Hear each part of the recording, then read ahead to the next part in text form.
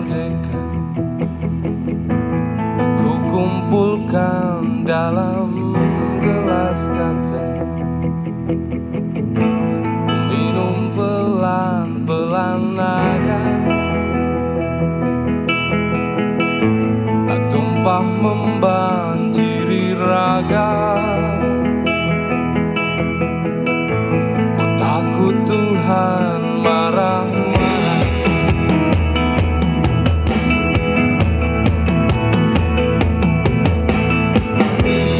Ku tersipu duduk di pelataran istanamu, ngajak pulang berpakaian kaum geleng. Ku tawarkan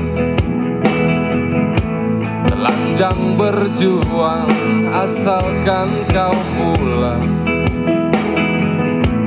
Kembalilah kepada bangsa kelahiran.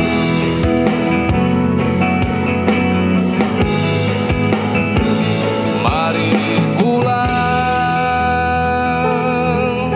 selesaikan pertikaian dengan alam. Assalamualaikum warahmatullahi wabarakatuh. Waalaikumsalam warahmatullahi wabarakatuh. Kita berjumpa dalam Coklat Kita Humor Sufi Nikmat.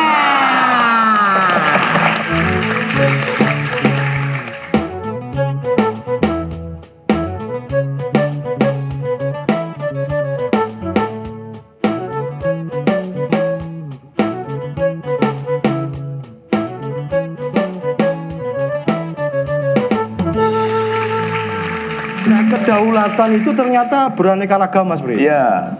Dari mulai kedaulatan kita pribadi, Ya. kedaulatan sosial, Ya. juga kedaulatan bangsa dan negara ini. Oke, ya kita ngomong tentang kedaulatan yang paling dasar ya, Apa itu, Gus. Mas Bri? Misalnya saya ini suami. Oh iya. Kedaulatan saya sebagai suami saja itu bukan soal yang mudah untuk ditentukan. Contohnya, Misalnya saya siaran dapat honor siaran ini Ya. kalau ada. sudah fix nggak ada, Pak Mas.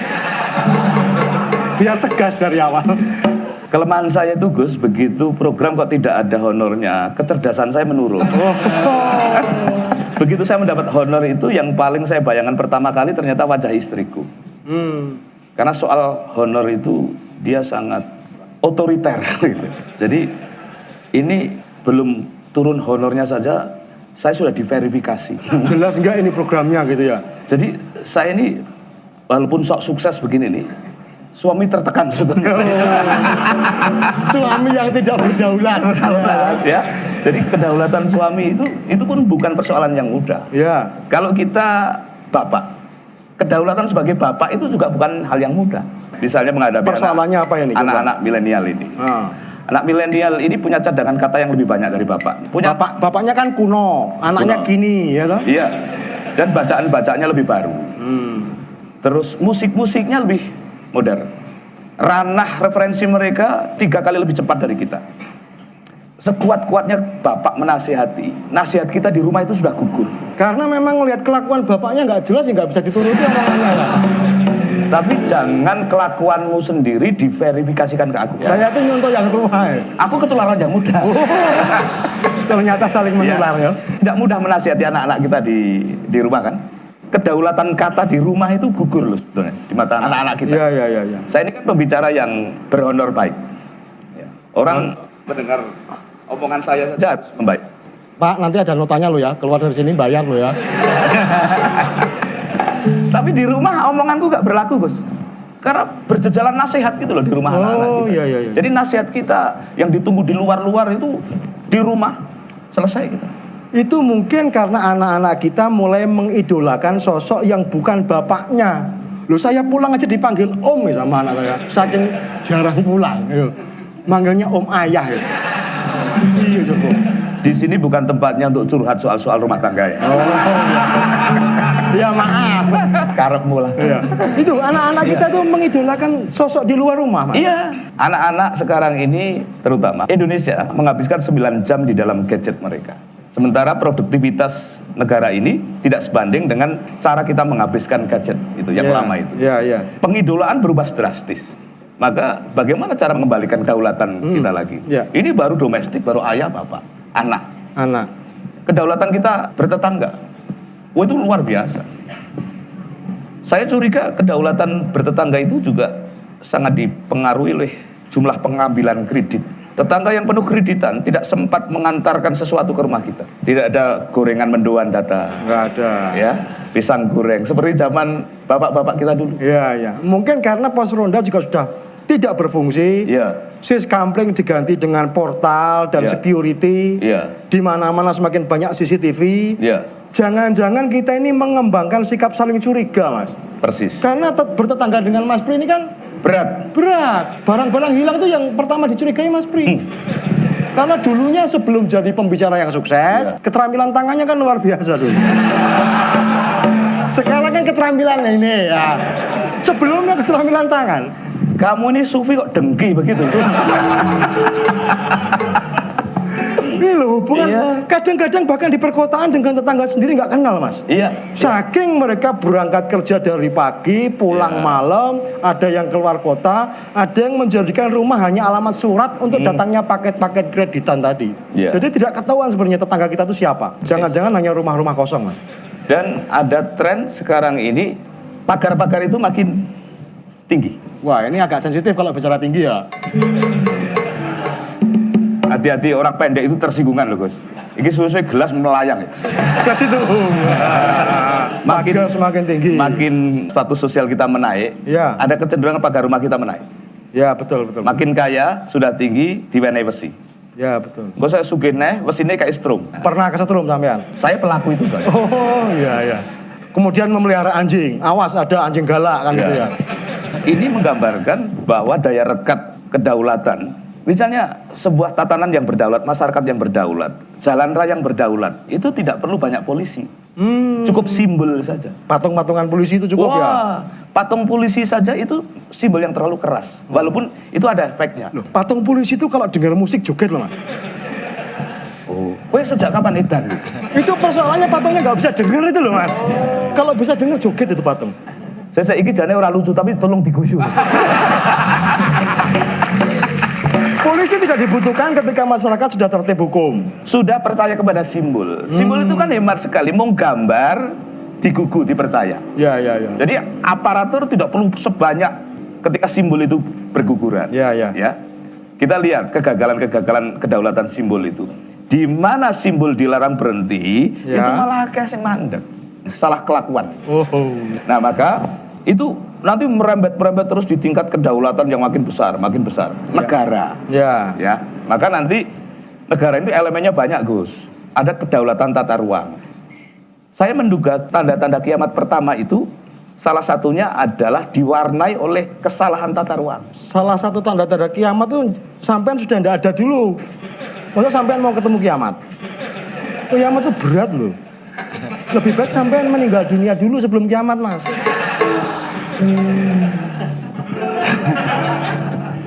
Aku kalau ngomong soal mati jadi takut bener. Tenang, kalau mau sekarang itu banyak yang mendoakan loh. Ya ini apa doa-doa jenazah ya? Sholat jenazah bersedia ya nanti kalau Mas Pri sewaktu-waktu. Mbok sebagai adab adik kepada kakaknya itu mbok kamu duluan. Saya masih bersemangat hidup ya. Dan sebagai orang tua kalau adiknya bersemangat pasti kakaknya lebih bersemangat. Kakaknya mendukung adiknya gitu maksudnya. Ya matilah dulu lah. Mas, Ya. ujungnya sampai ke negara, tapi Negara. pangkalnya selalu keluarga. Domestik. Ya. Domestik. Jangan-jangan karena Ya. perubahan pola makan ini, Mas. Ketika kehadiran iya. ibu semakin tidak lama di dapur, Iya. sekarang ibu-ibu pegang gadget, WhatsApp grup, semakin sibuk dengan komunitasnya, anak-anak sudah tanpa doa lagi dari ibu. Persis. Saya pernah dengar cerita Gus Dur itu begitu istimewanya, Iya. karena ibu beliau bahkan ketika setelah mencuci beras itu, Iya. setiap satu butir berasnya dibacakan sholawat, Mas. Saya percaya itu karena saya kan juga penganut mazhab itu ya. Maka jadilah sepertiku. Maksudnya yang seperti bagaimana, Mas? Sampean kan makan jarang-jarang. Ya karena sudah manusia rohani itu. Manusia rohani. Kesentuhan rohani awal yang diterima oleh anak-anak itu sudah berubah. Berubah karena Itu pengikisannya lembut sekali, Gus.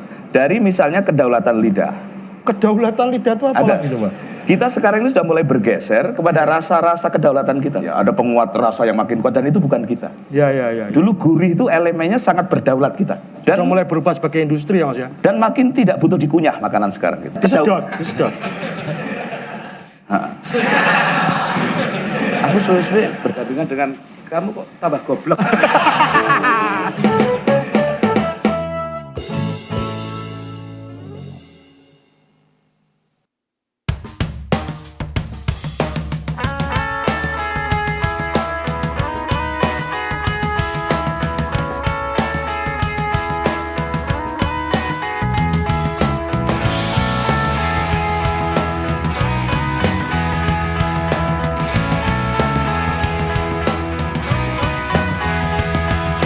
Jangan berisik, ngomong yang baik.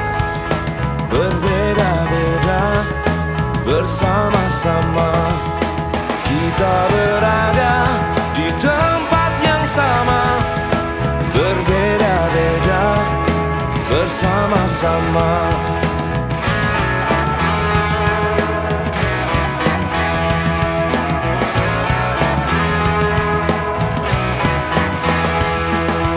Jangan berisik, di filter aja. Berbeda-beda, bersama-sama. Bermacam warna, ragam suara. Berbeda-beda, bersama-sama. Berbeda-beda, saling melengkapi. Berbeda-beda, saling menghormati. Boleh bicara, tidak mengusik. Boleh bicara, jangan berisik. Berbeda-beda, bersama-sama. Berbeda-beda, bersama-sama.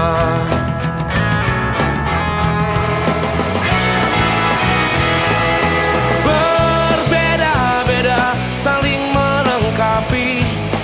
Berbeda-beda, saling menghormati. Boleh bicara, tidak mengusik. Boleh bicara, jangan berisik. Berbeda-beda, bersama-sama. Berbeda-beda, bersama-sama.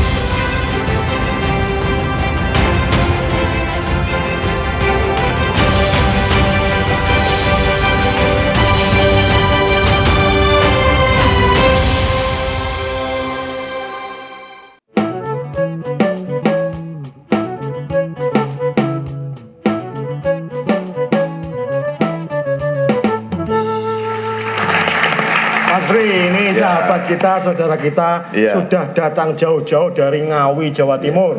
Beliau adalah Mas Wahyudi. Beliau adalah wakil kedaulatan yang tadi kita bicarakan ini. Betul. Simbol kedaulatan ternyata ada pada beliau ini. Nggih, pripun kabare Mas Wahyudi? Alhamdulillah saya kemawon. Bagaimana perkembangan ketahanan kedaulatan pangan? Kalau ngomong soal kedaulatan pangan, kalau keluarga kita sendiri terabaikan, itu hanya omong kosong saja menurut saya. Dan di keluarga saya sendiri, semua alhamdulillah tercukupi dari pangan-pangan dari polo pendem, polo kumantung, polo kesempar. Itu sudah tercukupi. Polo pendem itu yang bagaimana? Ya, seperti ubi, suwek, kembili, dan sebagainya. Kemudian yang kedua? Polo kesempar. Polo kesempar itu walo, ketimun, semongko.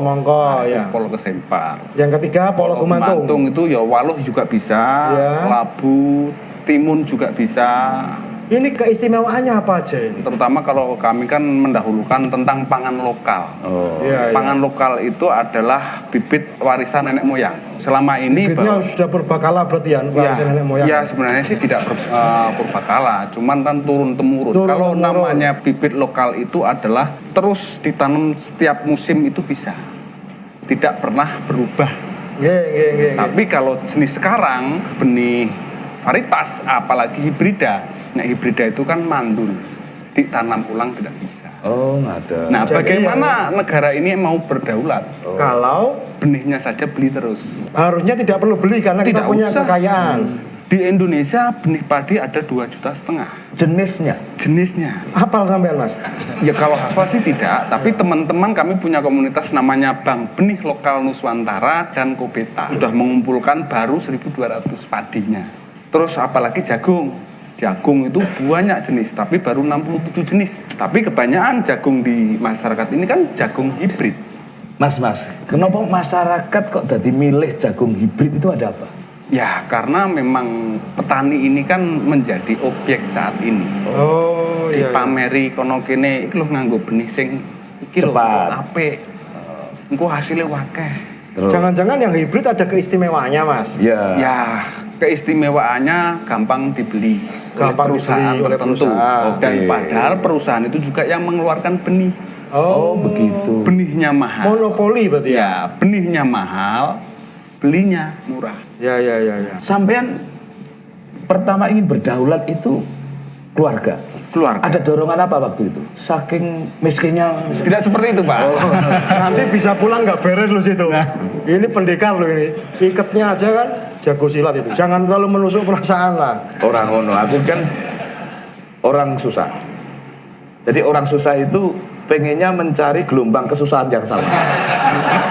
Mas Pri itu di sana ngaku kaya, di sini ngaku susah, yang bener yang mana? Oh, tergantung kepentingan. Kalau golek bayaran ngaku susah. Ngaku susah. Kalau mau sedekah ngaku kaya. Iya. Seandainya nih Gus, orang diciptakan oleh Allah itu dalam keadaan fakir, miskin gitu. Apakah orang tersebut itu boleh protes kepada Allah?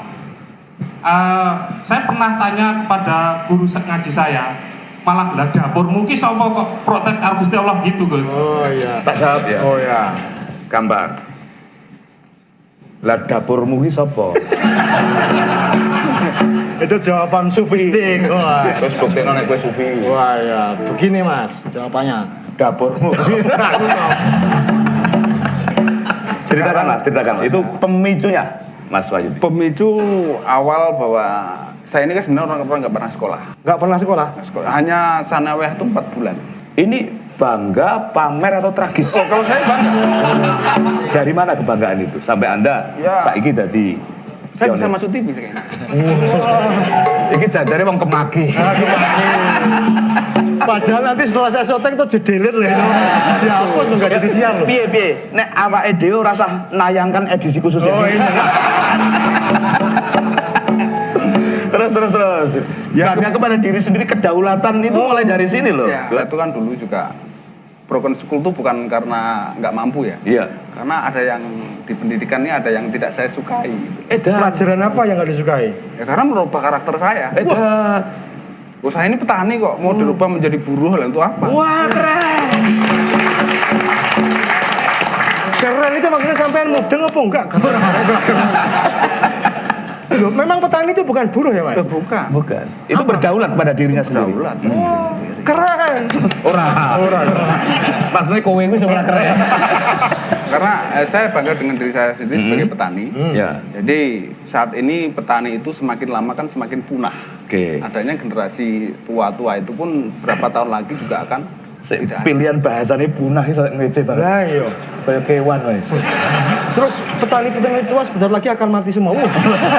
Kemana nih?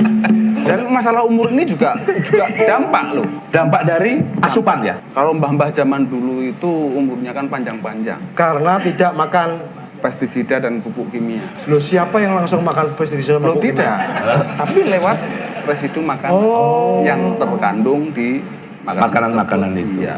Apalagi hibrida. Iya. Petani saat ini ingin cepat panen, Oke. tapi minta umur panjang. Ya. Sebetulnya pestisida itu mulai kapan sih menurut jenengan itu? Bimas Inmas itu Oh. tahun 60-an itu mulailah. Terus kemudian revolusi hijau tahun 80-an sehingga Indonesia itu bisa ekspor beras, Iya. ekspor beras, tapi sebenarnya tidak panjang. Itu menjadi kebanggaan saja. Hanya 6 bulan setelah itu impor kembali. Sampean kok iso mengevaluasi begini nih piye? Ketoknya kan tampangmu ora meyakinkan. Kementeri itu sok menteri gitu loh ya. Paham banget ilmu pertanian. Tahun 2015 mendirikan sebuah komunitas Yang bernama namanya Sri Organik Nuswantoro. Sri Organik Nuswantoro. Ya. Sri itu yang Dewi Sri itu. Oh, bukan. Itu dari Inggris sana. Iya, apa singkatan dari apa? System of Rice Intensification. Sistem Of Rice of Fresh Intensification. Intensification. Intensification. Aku manganku ora pati apik dadi lidahku enggak bisa gitu-gitu. Orang kue ciri-ciri cah gizi buruk. Lidahnya enggak kok lek cara Inggris. Mbok ya itu ya di Indonesia kan saja Sri Di itu. Indonesia kuwi pola tanaman padi yang Iya. intensif dan efisien. Srinya tadi loh. Sri ya. Di Indonesia enggak Nah, ada ya? Indonesia nih sabar, Sabar. ridho, ikhlas. Loh itu bahasa Arab ya? Sabar itu ikhlas bahasa Arab. Bahasa Indonesianya apa? Iki wong nek ning ngarepku ora ono benere tok iki. Sabar itu ikhlas itu kan berat sekali. Loh, hanya orang-orang yang sabar yang bisa melakukan organik. Tapi itu memang pendidikan luar biasa. Saya juga terapkan ke teman-teman semua ini, kru, pemain musik, Mas Pri, Iya. sabar. Honornya lah cetoki. Ya, karena ana ya sing rido ae lah. Onone Nek apa? honor ki aja di bulan-balan ya. Aku peka nek kon. Ya harus ikhlas ya itu. Ora.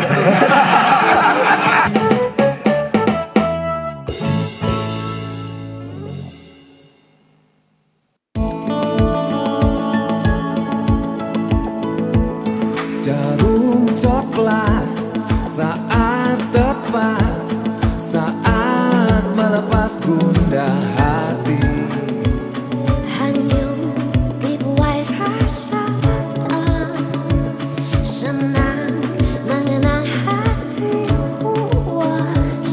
Jarum, jarum coklat. Saat santai larut dalam malam, Suasana seimbang tepat, jadi nikmat. Jarum coklat.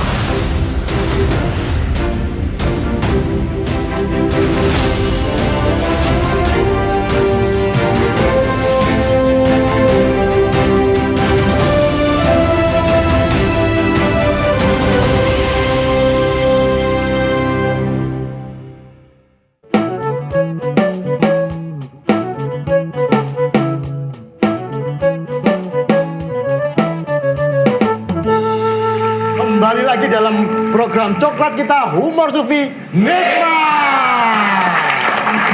Mas Wahyudi, sabar, ridho, ikhlas, organik, kembali ke alam. berarti Organik ya. itu kembali ke alam. Dan Nuswantoro. Nuswantoro itu jagat yang sangat besar antara jagat sini dengan jagat kelanggengan.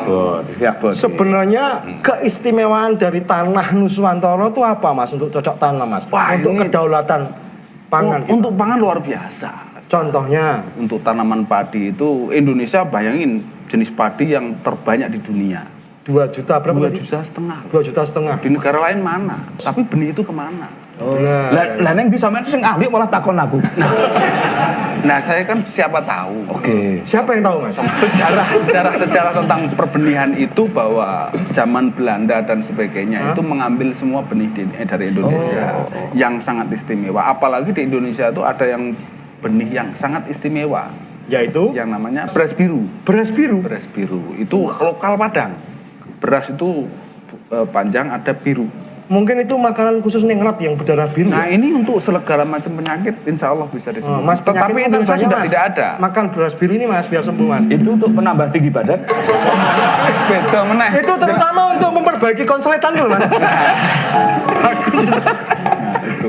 Dan ada lagi yang saya tanam di rumah ini beras mistis dari Beras Banyuwangi. mistis? Banyuwangi ya. Berasnya nggak kelihatan, tahu-tahu Bukan. wareg gitu. Jadi beras namanya cemani kan hitam. Iya. Nah kalau ditanam di tempat biasa dia tuh nggak begitu hitam. Tapi kalau yang tempatnya angker itu hitamnya luar biasa. Kok bisa? Ya saya juga nggak tahu. Karena mungkin itu tanah kuburan itu ya. Oh, bukan. Kalau kuburan kan belum tentu angker. Loh, sampean ki ahli tanganan apa ahli klenik jangan? Ahli kubur. Mungkin enggak. Panen itu terganggu karena faktor-faktor X. Jangan-jangan tikus itu keluar semua karena kita sudah tidak melakukan upacara-upacara atau ritual-ritual yang sudah turun-temurun dari leluhur kita. Penting ini. Itu bisa jadi pertanian yang kami kembangkan ini pertanian ramah lingkungan dan berkelanjutan. Supaya ramah mungkin sering silaturahmi gitu. Ya silaturahmi Termasuk karo tikus. hubungan timbal balik antara manusia dengan lingkungannya kan seperti itu. iya. Jadi kalau bertani saat ini bertani untung alam tuh rugi Sekarang ini sekarang. Tetapi bagaimana kalau kita bertani untung alam tidak rugi bagaimana? alam tidak rugi pun sudah Iya. cukup sebenarnya ya. Sudah cukup. Apalagi kalau bertani kita untung, alam juga untung. Nah Itu apa saja yang harus dilakukan Mas? kita harus menjaga nilai-nilai dari petani itu sendiri, Iya. yaitu adat budaya. Adat budaya nenek moyang itu yang harus kita kembalikan. Misalnya apa? Jerami itu ada kandungan-kandungan yang membuat tikus tidak mau. Itu kalau jerami direndam dalam air, Iya. warna air itu kan menjadi merah. Iya. Itu adalah bakteri E. coli. Bagaimana kalau tikus itu makan pasti minum? Disitulah akan terjadi mati massal. Oh. Tapi kan manusia tidak membunuh, Tidak membunuh. tapi alam, rantai-rantai makanan tadi. Iya, iya, iya. Ya. Mas, grobyok tikus itu jane salah ora tos? Ya bagi kami Iya. komunitas itu salah besar. Mereka juga butuh hidup. Waduh, jane sing sufi ki sampean kok. Mas, oke. Tapi jenengan ini optimis lah Indonesia bisa mengembalikan kedaulatannya lagi soal pangan ini. Bisa. Caranya piye? Kembalikan adat dan budaya gotong royong, Oh. kebersamaan. Saiki wis ora ono. Gotong royong udah nggak ada. Gotong royong nenek wong kematen tok. Oh Mas, gotong royong kalau cuma ada orang mati Mas. Kalau mau menghidupkan gotong royong sampai harus mau Mas. Jadi pemicunya Mas. Demi Indonesia loh Mas. Supaya gotong royong itu hidup lagi. Maksudmu apa ya? Anak-anak putrane pinten? Kula mboten gadah. Oh. Bojo kula gadah loro. Loro. Lho, karo sampean ki ana sing gelem.